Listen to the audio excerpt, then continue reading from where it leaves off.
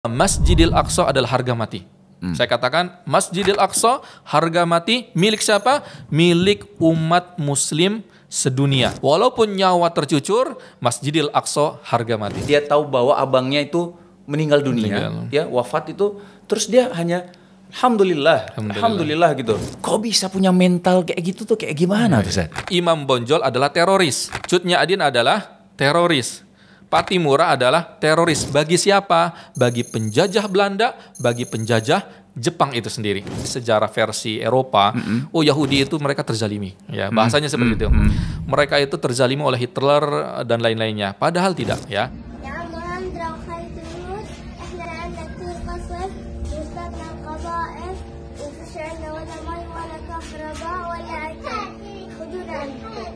Kenapa nggak dibawa ke Indonesia aja?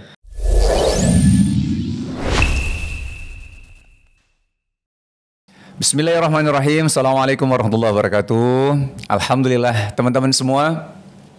Hari ini kita kedatangan Ustadz Dr. Haji Hendra. Benar ya Ustadz ya? Haji Hendra Wijaya LC MED. Edi apa Idi Ustadz? Edi ya?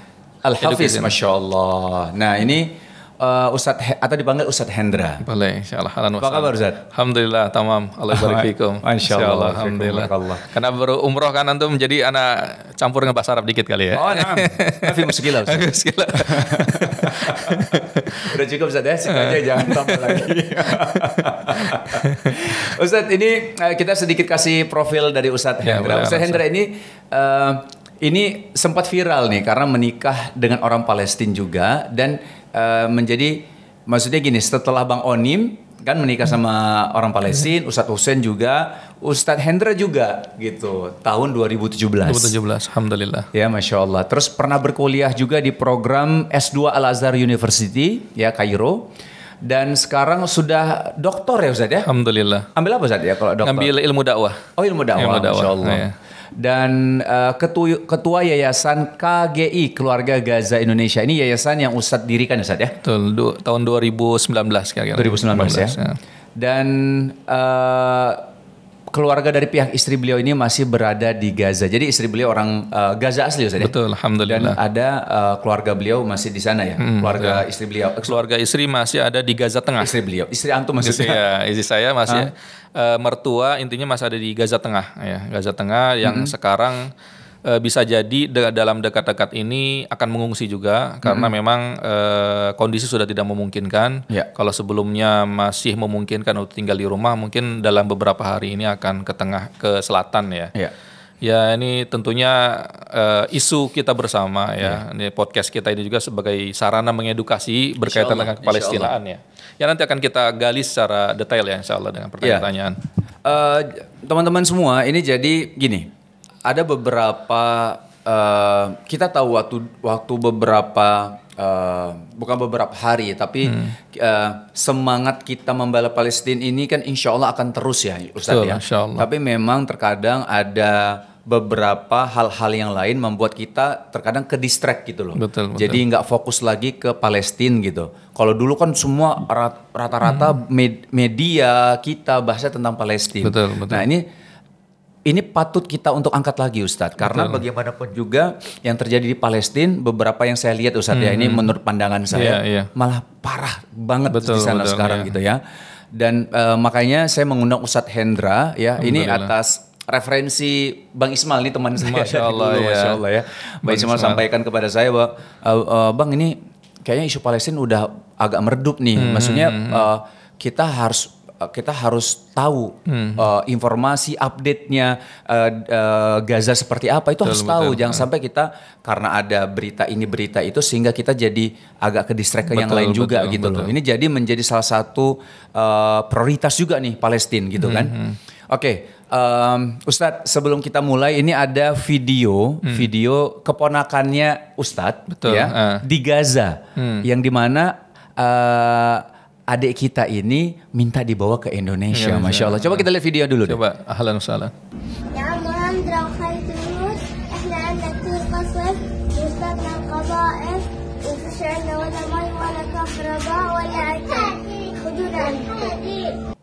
Masya Allah. Siapa namanya Ustaz?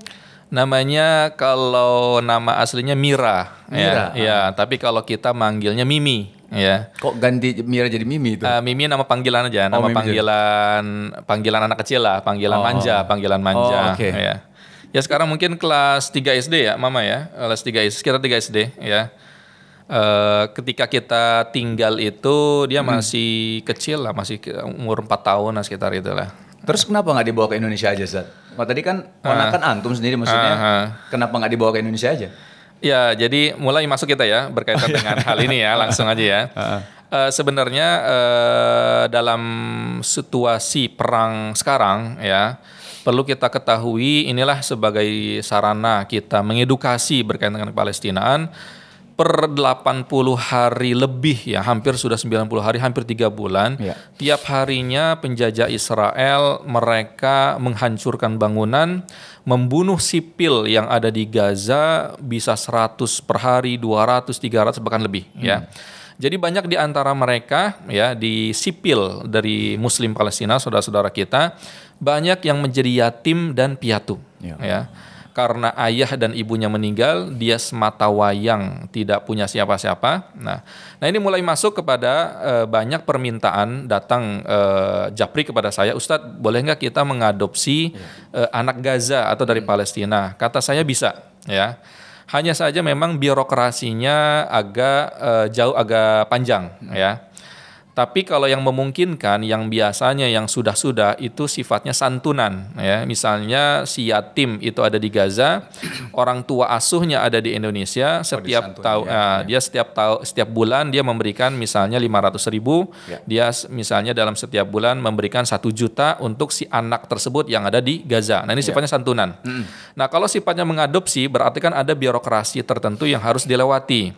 Beberapa negara Arab sudah melakukan ini, saya katakan, karena mereka terdekat. Apa saja? Pertama misalnya Imarat, Mesir, bahkan Turki sudah ya. Jadi anak-anak yatim yang ada di Gaza, orang tuanya syahid dari akibat dari serangan penjajah Israel. Jadi mereka dibawa ke Turki, ke Imarat atau bahkan Mesir, itu diobati dulu ya. Nah di kemudian hari mereka itu akan diurus oleh negara ya, mungkin orang-orang tertentu di sana untuk dibesarkan dan lain-lainnya. Nah bagaimana kita Indonesia yang secara teritorial sangat jauh ya dari kita dari Indonesia ke Mesir saya sekitar berapa jam? Ke Saudi berapa jam? 9 jam. 9 jam. Nah, ke Mesir kurang lebih seperti itu. 9 atau 10 jam. Nah, dari Mesir ke Gaza, by darat itu kalau lancar 8 jam. Kalau lancar. Tapi kalau sekarang sekitar 2 hari atau 3 hari. Kalau misalnya banyak pemeriksaan. Ya. Nah, bagaimana caranya? Caranya secara birokrasi, si yatim yang baik laki-laki atau perempuan dari sipil Palestina tersebut, itu dibawa ke Mesir. Itu pertama ya, langkah pertama ya, para pendengar semuanya. Di Mesir itu diberikan kartu tanda pengenal, ya mungkinlah paspor, ya itu diurusnya di Kedubes Palestina yang ada di Mesir. Itu langkah pertama, ya. Jadi dia punya identitas Fulan, ya ayahnya sudah syahid, Fulan atau siapa gitu, udah punya paspor. Nah langkah yang kedua, kalau misalnya ada serius di para pendengar semuanya, langkah kedua adalah kita meminta rekomendasi atau laporan kepada siapa? KBRI kita yang ada di Mesir, ya, bahwa kita akan mengadopsi salah satu anak yatim dari Palestina atau dari Gaza, ya. Nah setelah itu baru mendapat tembusan ya dari KBRI kita untuk disampaikan ke Kedubes Palestina yang ada di Mesir, ya. Nah setelah itu antara bolak-balik itu saja, Kedubes Palestina, Kedubes Indonesia yang ada di Mesir. Nah ketika sudah jelas kertasnya, statusnya bahwa penjaminnya misalnya Bang Wisnu. Bang Wisnu adalah penjamin kepada, anggaplah ponakan saya, seperti itu ya, kita analogikan Mimi gitu kan. Nah berarti kan di sini penjaminnya Bang Wisnu. Ketika dibawa ke Indonesia itu jelas bahwa penjaminnya adalah Bang Wisnu dalam setahun ke depan, 2 tahun ke depan, 3 tahun ke depan. Adapun apapun yang terjadi bagi si Mimi tadi atau orang Palestina tadi itu tanggung jawab daripada penjamin. Di sini akan disekolahkan, diberikan makan dan lain-lain seperti itu. Ya. Itu birokrasinya ya. Jadi bisa tapi memang lebih panjang seperti itu. Ada nggak yang akhirnya mengadopsi anak Palestina, ada nggak Bang? Sejauh ini yang setahu saya belum. Oh, belum ya? Setahu ini sejauh ini belum ada yang mengadopsi langsung orang Indonesia ya. Iya. Tapi kalau orang di luar Indonesia, orang luar Indonesia sudah ada. Oh, udah ada ya. Orang Mesir, orang ya? Mesir biasanya atau orang-orang Turki misalnya sudah ada ya. Tapi kalau orang Indonesia sejauh yang saya tahu belum ada ya. Oh. Seperti itu. Kalau Bang Wisnu ingin menjadi pelopor, ahlan wa sahlan. Mudah-mudahan menjadi ana wakafilul yatimi kahatain kata Rasulullah ya. Saya dengan orang yang menyantuni anak yatim di surga itu bertetangga seperti ini ya. Ya mudah-mudahan bukan Bang Wisnu aja ya, Bang Gofar dan semuanya kita ya. Amin, amin, semoga Allah mudahkan ya. Amin. Jadi teman-teman semua itu sekilas bagaimana step-step untuk mengadopsi anak Palestina. Betul. Karena kemarin waktu kita pertemuan sama ada satu pertemuan, terus ada salah satu teman yang nanyakan itu juga, bagaimana sih cara mengadopsi anak-anak Palestina gitu, karena di satu sisi juga ya karena kita juga punya anak ya, betul. Ya, jadi adalah rasa aduh ya Allah kasihan banget di sana, cobalah kita rawat atau gimana gitu.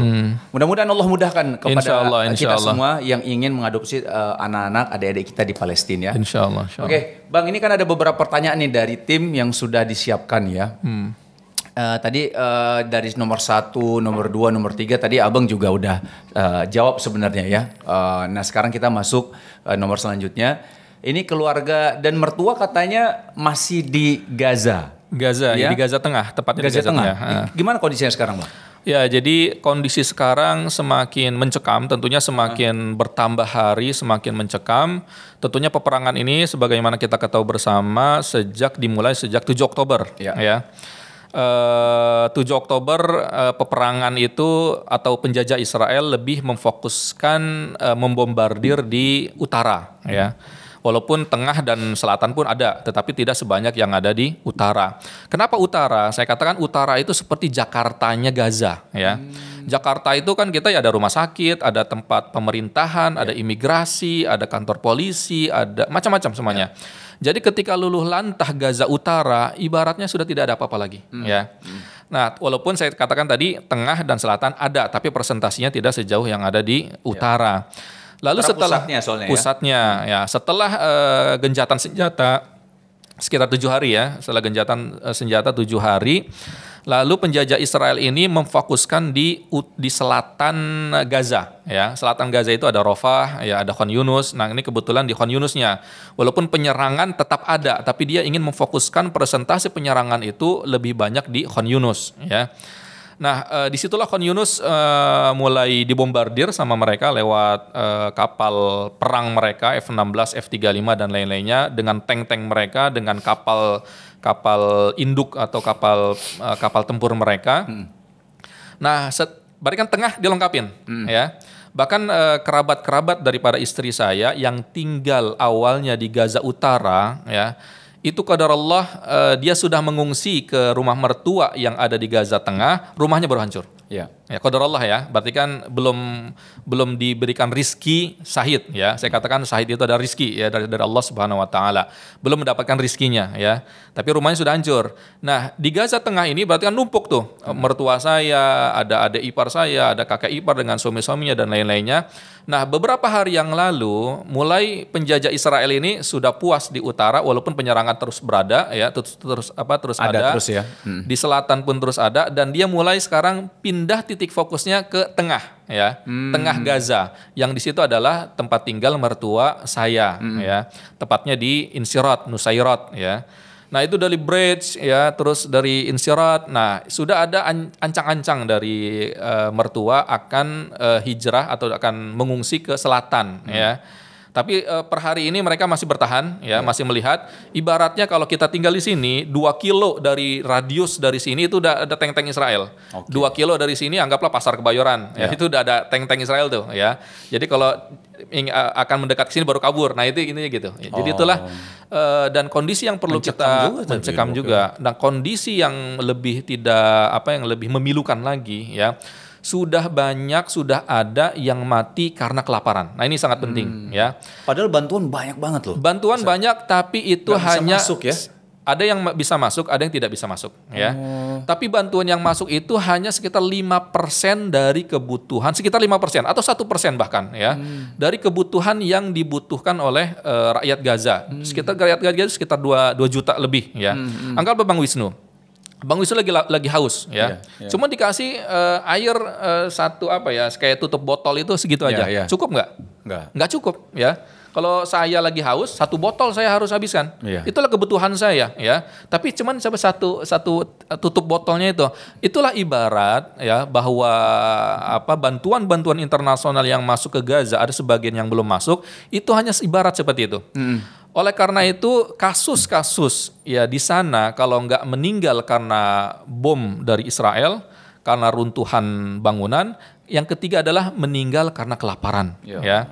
Saya tanya kepada mertua saya tanya kepada Umi Hamzah, gimana di sana? Makan udah apa adanya? Gimana apa adanya? Makan sekali sehari katanya. Oh gitu. Ya mereka sudah, ya karena stok makanan yang ada di rumah harus heman-heman kalau bahasa kita kan. Makanya mereka makan sekali sehari, ya misalnya di waktu menjelang maghrib baru makan. Setelah itu mereka tidak makan terus seperti siklusnya, ya. Nah itu masih mending, saya katakan masih mending, masih alhamdulillah makan 1 kali sehari. Karena di luar sana selain mertua saya ada yang 1 kali dalam 2 hari baru makan sekali, ada yang 3 hari baru makan sekali. Oleh karena itu wajar, banyak yang kasihan kan anak-anak kecil. Betul. Kalau Bang Wisnu saya mungkin ya bisa sabar lah ya, walaupun ngerasa lapar tapi kan bisa menahan emosional. Kalau anak kecil lapar ya nangis dia, nggak bisa, nggak kenal namanya ini. Ya makan harus makan kalau anak kecil. Nah itulah kondisi yang ada di Gaza sana, ya. 2 hari sekali, 2 hari sekali. 2 hari sekali, itulah. Ya Allah, Bang, Ustadz ada satu pertanyaan yang mungkin ditanya sama banyak orang juga, baik orang Indonesia maupun orang di luar Indonesia ya. Tanya, kenapa sih masih bertahan? Kenapa nggak pergi dari situ gitu? Ini mungkin boleh dijawab sama Ustadz, Zat? Ya boleh, ahlan wa sahlan. Jadi saya katakan inilah konsekuensi daripada akidah kita, ya. Konsekuensi daripada keimanan kita, ya, konsekuensi daripada keislaman kita, bahwa Masjidil Aqsa adalah harga mati. Saya katakan Masjidil Aqsa harga mati milik siapa? Milik umat muslim sedunia. Ya, saya tidak katakan Masjidil Aqsa ini, saya sering sampaikan di beberapa kajian, ya. Kalau saya sampaikan bahkan panjang, akan saya persingkat saja. Intinya Masjidil Aqsa adalah milik kita umat muslim sedunia. Akan tetapi kebetulan yang paling dekat dengan Masjidil Aqsa adalah saudara-saudara kita yang ada di Palestina. Nah mereka itulah yang mewakili kita untuk apa? Menjaga Masjidil Aqsa dari penistaan penjajah Israel itu sendiri, ya. Jadi konsekuensi daripada akidah kita sebagai seorang muslim, yang pertama harus membebaskan Masjidil Aqsa, ya, harus mengusir penjajah Israel itu sendiri. Jadi mereka tidak mau pergi dari Gaza, ya, untuk meninggalkan Gaza walaupun taruhannya nyawa dan darah mereka, karena konsekuensi keimanan mereka harus mempertahankan bahwa Masjidil Aqsa harus dibebaskan. Itu intinya, ya. Karena kenapa? Kalau misalnya keimanannya tidak kuat, Bang Wisnu, ya, kita belum tentu kuat. Saya katakan kita belum tentu kuat, ya. Mereka sama Masya Allah luar biasa. Allah kuatkan keimanan mereka. Kalau kita jadi mereka, ya mungkin udah langsung hibrid duluan, langsung pergi, mungkin bisa jadi. Ya kayak gitulah ya. Intinya kalau keimanan mereka tidak kuat, mereka niscaya langsung meninggalkan Gaza itu sendiri. Betul, iya. Ngapain saya harus mengorbankan rumah saya? Ngapain saya harus mengorbankan darah dan nyawa saya untuk Masjidil Aqsa? Itu ketika tidak punya keimanan. Tapi karena keimanan mereka, Quran mereka begitu luar biasa dalam menancap dalam hati mereka, walaupun darah tercucur, walaupun nyawa tercucur, Masjidil Aqsa harga mati. Nah ini ya. Nah ini menjadi pelajaran buat kita di Indonesia. Kita masih disibukkan dengan berbagai macam duniawi kita, ya. Ya mudah-mudahan dengan edukasi ini, podcast kita ini, sarana kita, bahwa kita selalu bersama Masjidil Aqsa. Ya. Amin. Jadi terjawab ya teman-teman semua, ya, Bapak Ibu semua, karena ada beberapa yang bertanya, udah digempur itu, udah habis-habisan, dihancur-hancurin, udahlah pergi, kalian masih punya keluarga di situ. Tapi ya pandangan kita sebagai orang di luar Palestina, ya Ustadz, ya, itu kan kadang di luar Gaza juga itu kan kadang-kadang mikirnya hanya bisa berpikir seperti itu saja. Padahal ada yang tadi yang Ustaz sampaikan bahwa ini harga mati. Masjidil Aqsa ini adalah harga mati untuk umat Islam. Karena ini punya umat Islam dan harus dipertahankan. Dan Masya Allah bagaimana saudara-saudara kita di Palestina itu memperjuangkan Masjidil Aqsa dengan sampai nyawanya dikorbankan ya Ustaz ya. Ya Allah, semoga Allah jaga saudara-saudara kita di sana ya, teman-teman semua. Nah, Ustadz, dari gambaran yang saya lihat ya, video yang sampai ke kita juga ya, itu kan Masya Allah banget ya bagaimana kita lihat saudara-saudara kita yang orang Palestina ini mentalnya ini begitu luar biasa nih Ustadz. Masya Allah, alhamdulillah. Bukan hanya yang dewasa, yang kita bilang yang tua-tua yang udah kayak Syekh kita lihat ya udah jenggotan ngelihat cucunya tuh meninggal, itu seperti aduh. Kita ngelihatnya tuh sedih banget gitu ya. Yang dia bagaimana cuman cium. Ada tuh yang viral tuh Zat yang dia cium ini. Coba ditayangin teman-teman ya.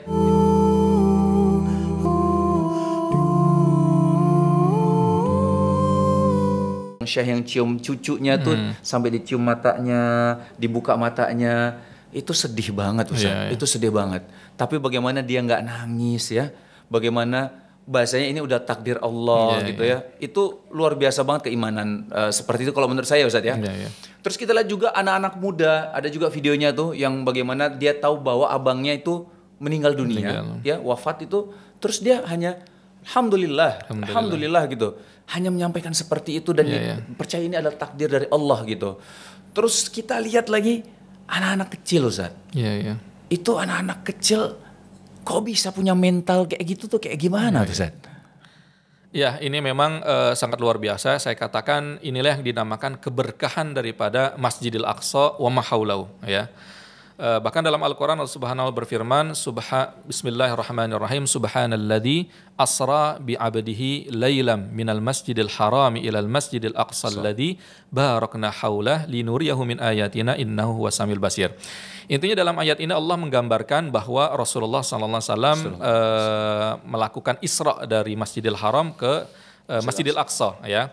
Nah, yang menarik adalah Masjidil Aqsa alladzi barakna haulah, Masjid Aqsa yang diberkahi sekelilingnya. Nah, para ahli tafsir mengatakan salah satu keberkahan daripada Masjidil Aqsa dan sekelilingnya adalah dari segi alamnya ya. Dari segi alamnya memang luar biasa.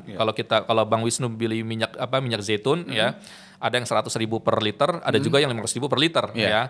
Nah, minyak zaitun, grade-nya, minyak zaitun yang paling baik itu, grade yang paling atas itu ada di Palestina ya. Itu keberkahan secara bumi ya, secara alam. Belum lagi keberkahan secara hal-hal yang lainnya. Nah, inilah keberkahan yang para ahli tafsir mengatakan selain keberkahan itu adalah keberkahan tadi apa yang ditanyakan Bang Wisnu?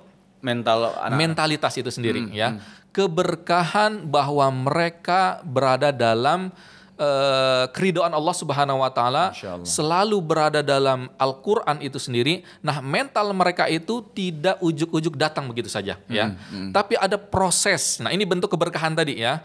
Proses yang begitu luar biasa, pendidikan yang begitu luar biasa sehingga menimbulkan seorang kakak dengan seperti itu ya, alhamdulillah bapaknya melihat anaknya ruh gitu kan, kamu milik Allah ya, seorang ibu yang ya sedih. Siapa yang tidak sedih Bang Wisnu kalau misalnya qadarullah. Saya juga ketika anak saya dioperasi sedihnya luar biasa ya. Itu fitrah kita sebagai manusia. Tapi itulah keimanan mereka begitu luar biasa. Kenapa keimanan mereka begitu dalam? Quran menjadi kuncinya ya. Di Gaza tidak ada kota di dunia ini yang mencetak penghafal Al-Quran terbanyak kecuali di Gaza, Palestina. Di Gaza, Palestina. Kalau di Indonesia kita cari penghafal Quran, ya sangat sulit. Kecuali di Mahat, di pesantren, tahfidz Quran gitu ya. Tapi kalau di Gaza sana, si fulan hafal Quran, si fulan hafal Quran, si fulan hafal Quran. Begitu banyak penghafal Al-Quran. Rata-rata. Ya, saya tidak katakan seluruh penduduk Gaza, tetapi mayoritas banyak menjadi penghafal Al-Quran. Dari Al-Quran itulah yang menimbulkan keimanan yang begitu kuat bahwa Quran adalah kekuatan yang utama bagi seorang Muslim. Jadi itulah yang membuat mentalitas mereka itu luar biasa yang bisa kita lihat. Bagi kita itu sangat luar biasa. Karena kenapa? Bisa jadi kita jauh daripada Al-Quran, tapi bagi orang-orang yang dekat dengan Al-Quran biasa saja karena dia bisa seperti itu. Ya, Tapi bagi orang Indonesia, ya kalau misalnya kita jauh daripada Al-Quran, ya jangan-jangan ini menjadi evaluasi bagi kita. Jangan-jangan kita selama ini jauh daripada Al-Quran, dari hal-hal yang kepada agama itu sendiri. Tapi itulah yang menjadi pelajaran bagi kita di Gaza sana. Quran menjadi kunci, keimanan itu adalah efek daripada itu, sehingga mereka meyakini apapun yang ada di dunia ini itu adalah milik Allah Subhanahu wa taala. Punya harta itu punya milik Allah. Anak kita itu punya Allah. Diri kita itu punya Allah. Ketika harta kita diambil oleh Allah, alhamdulillah, terima kasih ya Allah. Ketika anak kita diambil Allah, itu milik engkau, terimalah Allah. Itu akan kembali kepada engkau. Sampai jasad kita, jiwa kita ini itu adalah milik Allah Subhanahu wa taala. Ketika makanya itulah yang dinamakan bahwa para pejuang pembebas Palestina di sana, para sipil di sana tidak sama sekali takut kepada kematian. Ya walaupun ada takut, itu suatu fitrah yang manusia. Itu fitrah takut. Ya takut ini ya Ustaz ya. Takut yang normal tapi tidak seperti Israel ya, takutnya itu sampai maaf terkencing-kencing lah dan lain-lain ya. Fitrah akan takut akan kematian, itu fitrah. Tetapi rasa keimanan mereka itu yang menghilangkan rasa takut itu sendiri. Makanya kematian itu sangat biasa di sana. Ketika ya sedih, itulah ya. Jadi intinya kuncinya adalah Al-Quran itu sendiri, keimanan yang mendalam. Yang mudah-mudahan kita di Indonesia, para pendengar semuanya, kita dapat mencontoh generasi yang ada di Gaza sana ya. Bagaimana kuat mentalitas mereka, keimanan mereka, yang kita sekarang di Indonesia masih disibukkan dengan apa? Dengan duniawi, dengan hedonnya dan lain-lainnya. Jadi ini adalah dampak dari keimanan mereka ya Ustaz ya. Dan memang itu di Quran, intinya Quran. Ya, dipupuk dari kecil. Quran itu benar-benar di hati ya Ustaz ya. Masya Allah.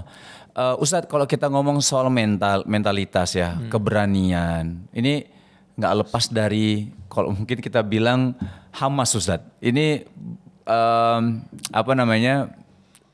banyak sekali orang yang penasaran tentang Hamas ini Ustadz. Ustadz bisa sedikit menceritakan siapakah Hamas ini, terus kenapa mereka begitu bahasanya tuh dibenci sama Israel gitu. Itu boleh ceritakan Ustadz? Ya, intinya Hamas ini mereka adalah orang-orang baik. Saya kata orang-orang baik ya. Jadi pejuang pembebas Palestina yang sekarang sedang berjuang untuk membebaskan Masjidil Aqsa itu adalah pejuang Hamas ya. Walaupun ada dari ormas-ormas yang lainnya, tapi tidak sebanyak pejuang Hamas atau Qassam ya kalau bahasa pejuang mereka ya. Nah, ini mereka orang baik ya. Mereka itu saya ibaratkan seperti para pejuang kemerdekaan kita di Indonesia. Ya. Kalau kita dulu bayangkan dijajah sama Belanda berapa? 350 tahun. Di sama Jepang 3 tahunan ya, 3 tahun setengah, 3,5 tahun ya. Nah, bayangkan ya, seorang Imam Bonjol, Pangeran Diponegoro, Cut Nyak-Dien, siapa lagi, Budi Utomo, sangat banyak pahlawan. Mereka itu apa? Mereka itu berjuang dengan darah dan nyawa mereka, pahlawan kita, untuk apa? Untuk mengusir penjajah Belanda dan Jepang dari tanah air kita. Ya. Nah, yang menarik ternyata Imam Bonjol adalah teroris. Cut Nyak-Dien adalah teroris. Pattimura adalah teroris. Bagi siapa? Bagi penjajah Belanda, bagi penjajah Jepang itu sendiri, ya. Jadi bisa dipahami, ya. Nah, begitu juga Hamas, ya. Hamas itu adalah pahlawan kemerdekaan Palestina, tetapi mereka teroris. Bagi siapa? Bagi penjajah Israel, bagi negara-negara yang mendukung penjajahan itu, Amerika dan negara-negara yang lainnya, ya. Jadi Hamas itu kalau saya analogikan ya seperti pejuang pembebas kemerdekaan kita di Indonesia. Kalau seandainya tidak ada Imam Bonjol, Pattimura, Jenderal Sudirman, Indonesia belum merdeka. Ya, kita masih kerja Rodi atau kerja Romusa. Karena jasa pahlawan mereka itulah Pattimura, Cut Nyak-Dien, kita sekarang Masya Allah ya. Masya Allah. Bisa berdakwah, kita bisa podcast dengan Bang Wisnu ya. Nah, oleh karena itu Hamas bagi kita bukan teroris ya. Tapi mereka teroris bagi siapa? Penjajah Israel dan Amerika itu sendiri. Oleh karena itu para pendengar, inilah gambaran Hamas itu ya. Mereka orang baik, mereka banyak yang hafal Al-Quran, mereka taat ibadah, mereka moderat ya, dan mereka adalah pejuang pembebas Palestina. Masya Allah. Tapi sebenarnya memang kalau pertanyaan gini Ustaz, apakah benar memang Israel ini memang hanya mengincar pasukan Hamas, atau bagaimana sekarang kita lihat faktanya yang kita lihat ini bukan menyerang hanya Hamas, tapi wanita juga diserang, wanita juga kena maksudnya gitu ya, anak-anak juga, warga sipil lah kita bilang. Ini gimana Ustaz melihatnya? Ya, jadi memang kenapa intinya bahwa Israel, penjajah Israel ini membombardir Gaza karena Gaza memang yang mengidaroh atau yang menguasai lah ya, atau yang memanage lah ya, memanage Gaza itu sendiri memang Hamas ya. Oleh karena itu, secara militer penjajah Israel sudah kalah ya. Tadi kalau saya tadi di mobil dengan Bang Ismail sudah sempat ngobrol ya. Kekalahan pertama Israel adalah secara intelijen ya, 7 Oktober itu. Kok ya. bisa tembus Kok bisa gitu? tembus. Iya. Itu kekalahan pertama ya. Kekalahan kedua sekarang secara militer. Kekalahan pertama ini kalau saya jabarkan sangat panjang ya. Kekalahan kedua secara militer selama hampir 3 bulan ini ya. Kalau kita lihat, kalau misalnya pasukan Israel masuk, tahu-tahu ada yang meninggal 10, 20. Makanya kata pejuang Hamas, mereka mengatakan, pejuang pembebas Palestina, mereka mengatakan berani masuk Gaza ya, keluar kalau nggak tinggal nyawa, tinggal nama, kalau nggak dia cacat. Ternyata benar ya. Tentunya dengan izin Allah Subhanahu wa taala, Allah menolong para pejuang pembebas Palestina. Tadi saya katakan seperti siapa? Imam Bonjol, Patimura dan lain-lain. Mereka orang baik ya, saya katakan orang baik. Lalu yang selanjutnya lalu apa yang penjajah Israel lakukan? Padahal mereka secara teknologi sangat luar biasa. Dengan tank-tank Merkava-nya, dengan F-16 atau F-35-nya, dengan pesawat. Segala macam teknologi yang mutakhir sama mereka ya. Tapi Allah sama kita atau sama pejuang pembebas Palestina. Nah, orang Israel ini malu di hadapan dunia bahwa mereka kalah. Intinya gitu. Kalahnya tadi secara intelijen, secara yang kedua secara militer. Lalu apa yang mereka lakukan? Mereka menyerang sipil yang ada di Gaza, Palestina ya.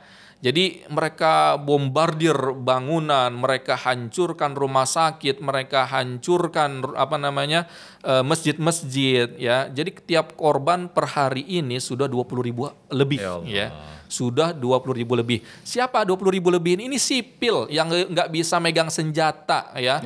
Yang ibu-ibu, bapak-bapak sudah tua, anak kecil, bahkan beraninya penjajah Israel itu sama orang yang di rumah sakit, yang lagi diopname misalnya, yang lagi luka-luka, ditodong senjata, berani sama itu. Ya, tapi kalau di hadapan pejuang pembebas Palestina yang pakai sorban kalau dalam bahasa mulatsam ya, pakai sorban itu ibarat ketemu malaikat Israel ya, takutnya luar biasa ya. Inilah jadi mereka menyerang sipil itu sebagai balas dendam mereka karena mereka kalah secara militer. Nah, ini secara hukum internasional ini sudah melanggar hukum perang itu sendiri ya. Bahkan sudah dituntut oleh Afrika Selatan ya. Afrika Selatan sudah ingin menuntut Israel berkaitan dengan kejahatan perang, karena perang pun ada konun atau undang-undang atau peraturan tersendiri. Ini semuanya dilanggar ya. Organisasi internasional yang ada di Gaza itu dilanggar sama UNDP, UNRWA ya, Hilal Ahmar atau Shalib Ahmar, semuanya tuh nggak peduli ya. Ya karena mungkin Israel merasa pede di backing sama Amerika itu sendiri. Bahkan Indonesia baru-baru ini salah satu anggota DPR dia mengusulkan untuk Indonesia, kita sebagai pemerintahan menuntut Israel sebagaimana Afrika Selatan menuntut Israel itu sendiri. Ya. Ustadz melihatnya kalau misalnya ini kan Israel itu begitu berani ya. Bahkan banyak negara-negara yang bahasanya minta ini segera berakhir gitu ya. Tapi mereka bahasa seperti tidak peduli Ustadz. Mereka kok bisa seberani ini Ustadz? Maksudnya kalau tadi Ustadz sampaikan di belakang ada Amerika misalnya kayak gitu. Tapi kok bisa seberani ini tuh gimana Ustadz?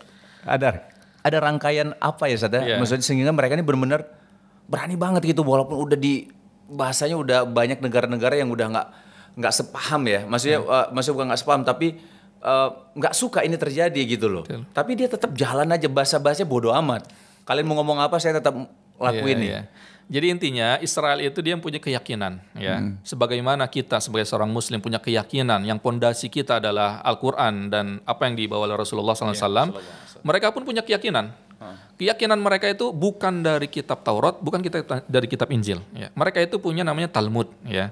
Talmud itu apa? Talmud itu adalah ibarat kata-kata kiai mereka, ya ibarat ya satanisme lah bahasanya ya, yang ngawur lah ya. Ibarat mereka adalah anak Tuhan ya, selain daripada Yahudi boleh dibunuh. Nah, itulah menjadi pondasi mereka, keyakinan mereka dalam membunuh Muslim yang ada di Palestina, ya.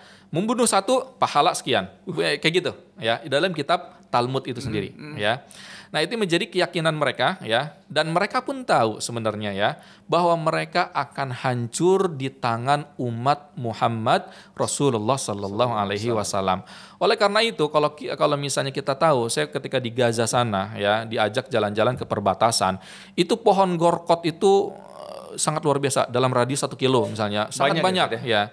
Nah, siapa yang penghijauan itu? Ya mereka sendiri. Nah, padahal mereka itu hadis daripada Rasulullah Sallallahu Alaihi Wasallam, tidak akan terjadi la taqumus sa'ata yuqatilul muslimin al yahud, ya, ila akhiri.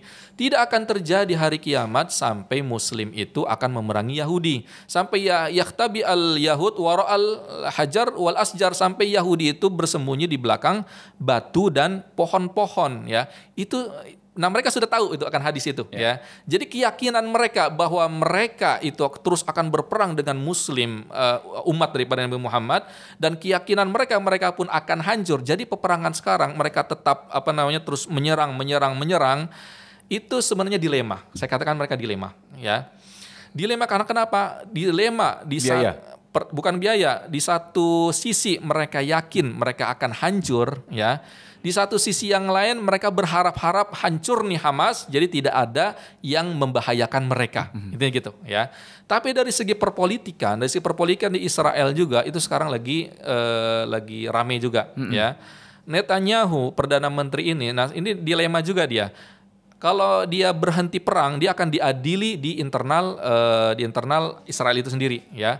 Tapi kalau misalnya dia terus perang juga, kerugian sangat banyak dari segi ekonomi. Mirkava itu kalau dibelikan Pajero berapa itu? Nah, bisa dapat 10, Bang Ismail. Lebih, ya. Mirkava, bayangkan, ya. Ini sedangkan dalam statistik para pejuang pembebasan mengatakan sudah sekitar 100 lebih, ya. Bahkan 200, mendekati 200 alustista daripada Israel sudah hancur, tank-tank macam-macam, ya, heman-heman, ya, mendingan dibelikan buat anak yatim di sini Pajero, ya. Tapi itulah, ya. Jadi intinya Allah anggaplah tidak ada yang mendukung Gaza, tapi saksikanlah Allah selalu bersama para pejuang pembebas Palestina. Ustadz, ini juga ditulis ada pertanyaan, saat gencatan senjata selama 7 hari, jadi mulai 24 November lalu, Ustadz, ya. Itu apakah benar-benar terjadi gencatan senjata, Ustadz? Dan terus apakah Israel mengkhianati perjanjian itu, Ustaz? Iya, itu memang benar terjadi. Seingat saya itu dimulai hari Jumat, ya, hari Jumat, Sabtu, Ahad, Senin, Selasa, Rabu, Kamis terakhir, ya. Jadi pertama itu sekitar 4 hari, seingat saya sekitar 4 hari, lalu 2 hari, lalu 1 hari. Nah, dalam gencatan senjata tersebut itu yang terjadi adalah kesepakatannya pertukaran tawanan, ya. Pertukaran tawanan, lalu bantuan logistik dari negara luar itu masuk ke Gaza, ya. Nah, itu benar terjadi, ya. Jadi logistik masuk, ya. Pertukaran tawanan pun terjadi juga, sampai yang ada viral sangat berbeda. Yang orang perempuan Yahudi itu yang say goodbye gitu kan. Kayak sedih banget, ya. Itulah yang real terjadi di sana, ya, bahwa tawanan Israel yang ditawan di Gaza itu diperlakukan secara manusiawi, ya. Masya Allah. Disuruh mandi, dikasih makan, dikasih kamar seperti di hotel, ya. Bayangkan ada yang punya anjing, ada yang punya anjingnya masih tetap ini gitu kan, ya. Berbeda halnya dengan tawanan Palestina yang ada di Israel. Itu setiap hari disiksa, dilistrik, ya. Bahkan banyak yang mati, macam-macam, ya. Inilah arahan daripada Rasulullah SAW, berbuat baik kepada tawanan. Nah, dari situ memang banyak itu bagaimana dakwah daripada pejuang pembebas Palestina dari segi humanis, ya. Mereka sangat luar biasa orang baik intinya, ya. Mereka keras, mereka tegas, mereka kuat di hadapan siapa? Di hadapan militer Israel, musuhnya. Itu ya intinya. Itu memang terjadi. Nah, tetapi memang ada pengkhianatan. Pengkhianatan itu memang dimulai dari Israel. Emang dari segi sejarah Israel itu ya biasalah, ya, berbohong itu biasa tuh, ya. Nah, Boleh kasih tahu Ustaz, kan karena beberapa kan waktu itu perjanjian damai tapi mereka melanggar, tapi itu waktu zaman Rasulullah ya sallallahu Ini alaihi kalau wasallam. saya bahas bisa panjang lagi nih. Dikit aja Ustaz. Dikit aja, Iya, oke. Di zaman dahulu, zaman Rasulullah Sallallahu Alaihi Wasallam itu kita melihat ada yang namanya Piagam Madinah. Iya. Ya, saya tidak tarik ke belakang lagi ke zaman Iya. Nabi Sulaiman, Nabi Ibrahim, ya sekilas saja. Banyak juga Ustaz. Sangat banyak. Nanti kalau mau dari segi sejarah saja, mudah-mudahan ada podcast yang selanjutnya nanti akan saya kupas secara gamblang. Ya, ini gambaran di masa Rasulullah saja. Di masa Rasulullah itu punya yang namanya Piagam Madinah. Jadi Rasulullah hijrah dari Mekah ke Madinah, itu 3 hal yang Rasulullah lakukan. Pertama adalah mempersaudarakan antara Muhajirin dan Ansar, membangun Masjid Nabawi, yang ketiga melakukan perjanjian dengan non-muslim, sampai itu orang Yahudi itu sendiri, yang dinamakan Piagam Madinah. Poinnya sangat banyak. Salah satu poinnya itu adalah untuk menjaga Madinah dari serangan orang luar. Oh, ya. oke. Nah, Piagam Madinah ini menjadi inspirasi daripada Piagam Jakarta. Piagam Jakarta ini menjadi inspirasi daripada Pancasila kita sekarang ini. Jadi Pancasila sekarang saat ini itu adalah bagian daripada Islam itu sendiri. Jadi kalau misalnya di luar sana Pancasila tidak Islami, saya katakan Pancasila lebih Islami, ya. Itu adalah sebagaimana Piagam Madinah itu sendiri. Nah, intinya orang Yahudi ini ketika perang Badar, mungkin itu perang Khandaq, ya. Nah, perang Khandaq ini seharusnya kan menjaga Madinah dengan berkoalisi dengan Rasulullah, walaupun mereka non-muslim, Yahudi, ya. Tetapi mereka berkhianat, kong kali kong dengan kafir Quraisy, ya, ingin menyerang dari dalam. Bayangkan, ya, perang Ahzab itu bahkan diabadikan dalam Al-Qur'an, ya. Ya ayyuhalladzina amanu dzkuru ni'matallahi 'alaikum idz ja'atkum junudun farsalaikum junudan lam taroha, ya. Wa zulzilu zilzalan, saya kalau bahasa redaksi Al-Qur'an itu wa zulzilu zilzalan syadida. Intinya bahwa dalam perang Ahzab itu bahwa Rasulullah dengan para sahabat itu diuji dengan sangat luar biasa, ya. Musuh orang kafir Quraisy di depan, di belakang itu orang Yahudi, yang berkhianat. Yang Yahudi, ya. Makanya setelah selesai perang Ahzab, kafir Quraisy itu dibombardir dengan angin yang utusan dari Allah Subhanahu wa taala. Nah, baru ditagih lah itunya. Kenapa kalian melanggar janji? Nah, itulah sebenarnya dimulai dari Bani Qainuqa, Bani Nadir, yang kemudian hari adalah di Bani Quraidah tersebut. Bani Qainuqa pun itu pelecehan terhadap wanita muslim yang ada di Madinah. Ketika itu ibu-ibu lagi belanja di pasar Yahudi, ditarik kerudungnya. Bayangkan, dengan peristiwa itu ada yang terbunuh antara dua pihak. Bayangkan Rasulullah langsung turun tangan langsung, ya. Satu orang pelecehan, ya. Sekarang berapa pelecehan yang ada di Masjidil Aqsa? Berapa nyawa yang apakah ada seperti Rasulullah zaman sekarang? Ini PR kita, ya. Itu mungkin, ya. Baik Ustadz. Ya kalau misal dari sisi sejarah yang kita perhatikan ya Ustadz, ya, berarti dari dulu memang historisnya memang seperti Yahudi itu. ini memang melanggar janji itu udah seperti hal biasa gitu ya. Sampai hari kiamat. Ya, baik. Baik Ustadz. Ada juga pertanyaan gini Ustadz, adanya upaya untuk memindahkan orang-orang Gaza ke negeri Muslim tetangga dengan dalihnya evakuasi. Ustadz melihat ini bagaimana Ustadz? Sebenarnya kalau dari segi ini, pertama yang saya lihat, saya lebih condong kepada mereka bertahan. Ya. Karena kalau misalnya mereka keluar dari Gaza dengan bahasa evakuasi, ya, sebenarnya ini adalah skenario penjajah Israel itu sendiri, ya. Penjajah Israel kenapa mereka membombardir utara, tengah, dan selatan itu agar penduduk sipil itu mengungsi atau bahasanya evakuasi tadi, ya. Kemana? Ke utara Sinai, ya. Di Mesir, berarti kan teritorial Mesir, semenanjung Sinai, ya. Antara Aris dengan Rafah, intinya di di teritorial Mesir, ya, Sinai tersebut, ya. Nah, berarti kan Gaza itu akan dicaplok, akan dijajah lagi oleh siapa? Penjajah Israel, ya. Nah, ini berarti kan berarti menyerah. Ya. Ketika bahasanya evakuasi tadi. Makanya tadi sambungannya dengan pertanyaan sebelumnya, kenapa mereka bertahan? Karena mereka tidak menyerah, ya. Ibaratnya tadi Imam Bonjol, kenapa tidak mengungsi ke Malaysia aja, ke Australia saja, udah tinggalkan Indonesia? Ya karena Indonesia milik kita, ya. Kita harus pertahankan Indonesia walaupun darah dan nyawa kita, walaupun dengan bambu runcing, ngelawan bedil, bismillah, Allahu Akbar, merdeka juga kita 17 Agustus. Itu ya ibaratnya. Iya. Baik, Ustadz juga ada pertanyaan seperti ini Ustadz. Upaya-upaya pengusiran semacam ini yang tadi ya. Jadi kan ini kan kita tahu pertama kali bangsa Yahudi ini datang ke Palestina, ya kan? Nah datang ke Palestina terus mereka datang ke Palestina lalu mereka bahasanya itu meminta izin sama saudara-saudara kita di Palestina untuk bisa tinggal di Palestina. Setelah itu mereka pelan demi pelan akhirnya menyusun kekuatan di situ dan akhirnya menjajah saudara-saudara kita di Palestina. Nah, kalau misalnya ini memang sudah diskenariokan dari dulu seperti ini kan ada beberapa saudara-saudara kita yang memang belum tahu, Ustaz. Artinya perlu sedikit diangkat sedikit, Ustaz. Bagaimana nih peristiwa perjanjian yang mereka lakukan, pertemuan yang mereka lakukan sehingga ini merupakan satu skenario mereka mau menduduki Palestina yang awalnya cuma sebagai tamu dan akhirnya mereka mengusir saudara kita dari Palestina, mencaplok wilayah-wilayah Palestina gitu, Ustaz. Ini boleh sedikit diangkat nggak, Ustaz? Ya, jadi intinya memang awalnya Palestina itu merdeka, ya.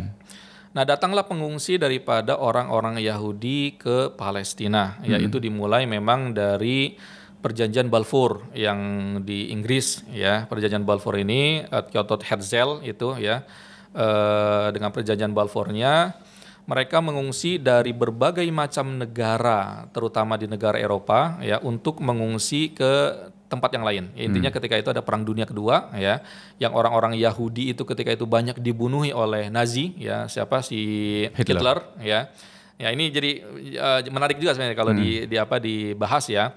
Kenapa orang Yahudi kok diburu untuk dibunuh? Nah, kenapa ya? itu, Ustaz? Nah, ini ya. Jadi menarik kalau dibahas di sejarah-sejarah yang ada, ya, apalagi sejarah versi Eropa, Yahudi itu mereka terzalimi, ya. Bahasanya seperti itu. Mereka itu terzalimi oleh Hitler dan lain-lainnya. Padahal tidak, ya.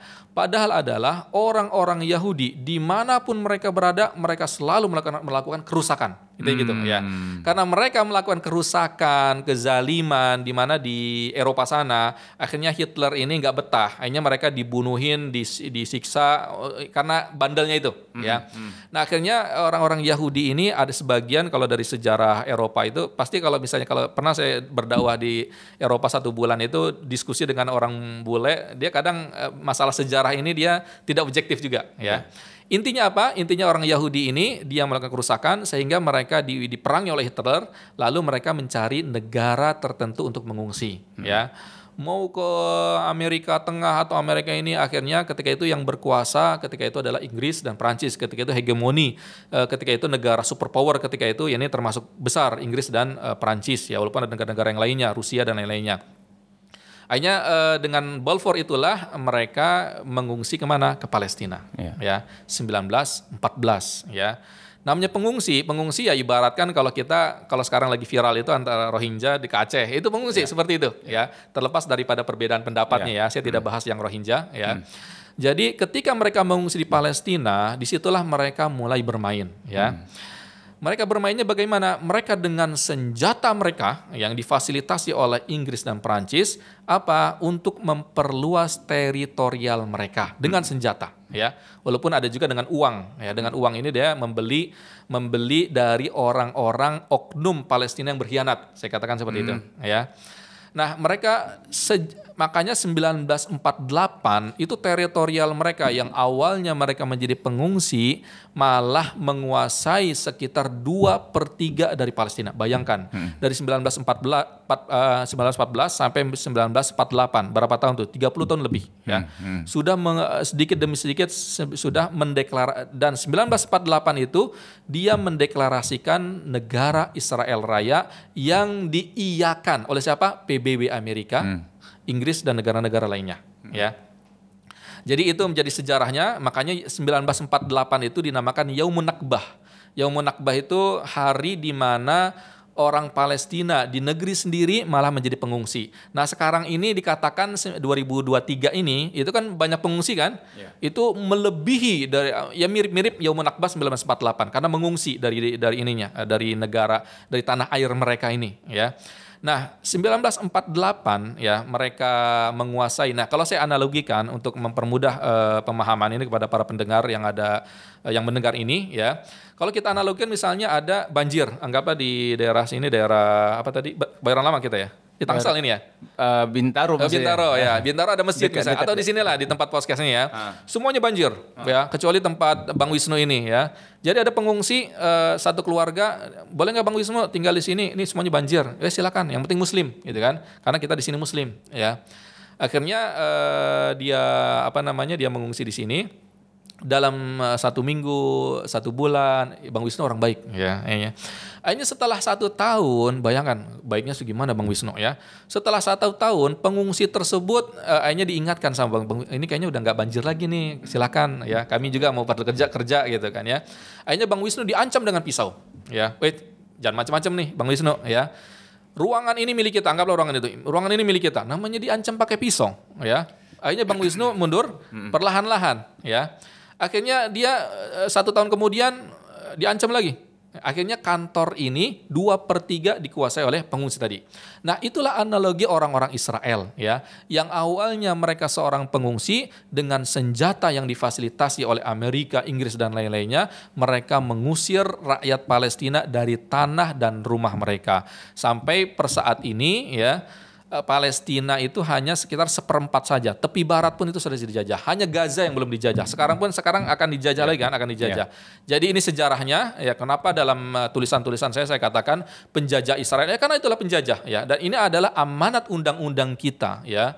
Amanat Pancasila, berbagai macam bentuk penjajahan harus dihapuskan dari muka bumi ini. Ini amanah konstitusi kita juga ya. Walaupun ada amanah agama, amanah kenegaraan itu sendiri. Ustaz, sebelum ditutup ya Ustaz ya. Ini ada sedikit tadi yang Antum bilang soal analogi yang tadi Antum bilang mereka datang, terus waktu disuruh ada satu waktu fase mereka ini udah selesai nih, kalian udah boleh keluar lagi dari tanah ini. Itu ada juga itu Ustaz. Analogi tadi yang tadi banjir, mereka datang tapi udah nggak banjir lagi. Terus saya bilang, udah nggak banjir nih, kalian boleh keluar ya, gitu ya. Karena saya mau ada aktivitas dan segala macam. Itu ada fase itu juga. Ada di Palestina.